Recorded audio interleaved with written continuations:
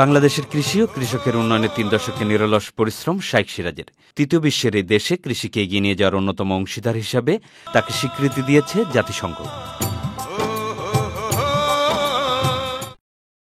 18 November ইটালির রাজধানী রোমে বিশ্ব খাদ্য সম্মেলনের শেষ দিনে শাইখ সিরাজের হাতে আনুষ্ঠানিকভাবে এইচ বুরমা অ্যাওয়ার্ড তুলে দেন বিশ্ব খাদ্য সংস্থার মহাপরিচালক জ্যাক ডিউক।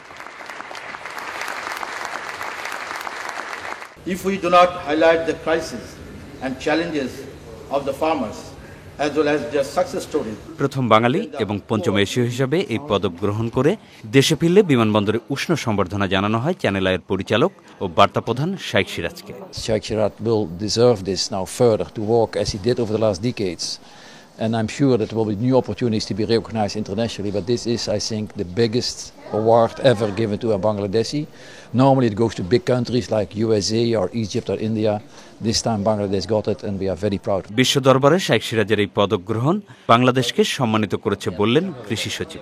আমরা সেই সম্মেলনে উপস্থিত ছিলাম, তো বাংলাদেশের যে সম্মান বৃদ্ধি হয়েছে তাতে আমাদেরও গর্বে বুক ভরে গেছে এবং মন্ত্রী পর্যায়েরও অনেকে ছিলেন, তো তারা প্রত্যেকেই এই বিষয়ে জানতেন না। হঠাৎ করে অ্যানাউন্সমেন্ট হলো, সাইটেশন হলো, তার কৃতিত্ব সম্পর্কে একটা বর্ণনা দেওয়া হলো। তো বাংলাদেশ হিসেবে আমাদের তো অবশ্যই আমি বলেছি যে খুবই গর্বিত মনে হচ্ছিল। কৃষি ও কৃষকের জন্য নিরলস কাজ করতে গিয়ে অনেক সময় পরিবারকে সময় দিতে পারেননি শাইখ সিরাজ, কিন্তু এতে তাদের কোনো খেদ নেই। বিগত 30 বছর যাবৎ সে একনিষ্ঠ পরিশ্রম করে এসছে এই বিশেষ করে কৃষি বিষয়ের উপরে এবং দেশকে অনেক দিয়েছে।